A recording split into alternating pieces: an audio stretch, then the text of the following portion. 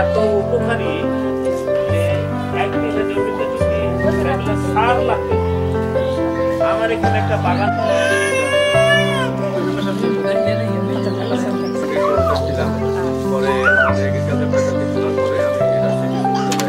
আজকে ভাই জীবনযাপন করতেন ইকোর সাথে ইকোর টয়লেট গেছে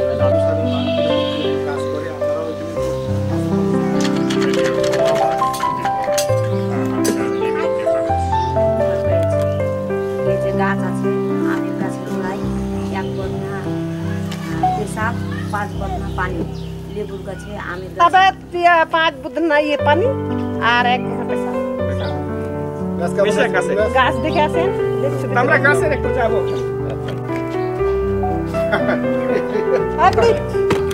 আমি বন্ধ থাকুন। এই টয়লেটের প্রথমে তারা ভিতরে ঢুকবে,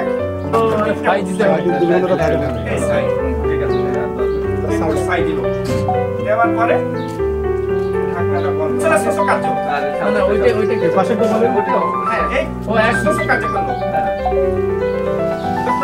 প্রস্রাবের লাইনটা কিন্তু এইদিকে আসে, প্রস্রাব কিন্তু ওখানে চলে যাবে। নাইট্রোজেন ফসফেট পটাশ সেটা একটা জৈব সার। এই জৈব সারে দেখেন পানি যখন এখানে আসবে তখন এই বালি এবং পানি ওই পানিটা শোষণ করে নেবে যাতে পরিবেশকে দূষণ করতে না পারে।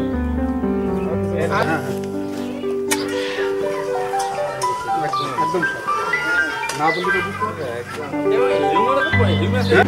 এটাই দেখতে পাচ্ছেন, এটাই দেখতে পাচ্ছেন।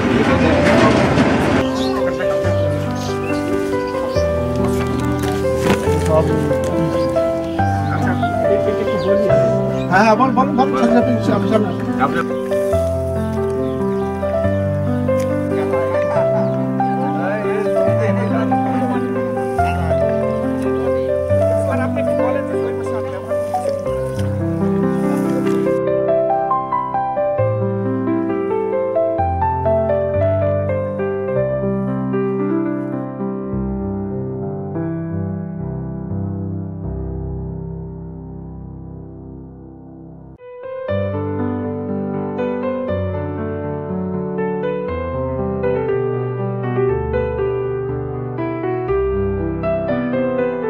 বেগুনের প্রোডাকশন হয়েছে যেটা মানে অকল্পনীয়। তো যাই হোক, যেটা বলছেন যে এই সার ব্যবহার করে অনেক ভালো ফলন পেয়েছেন।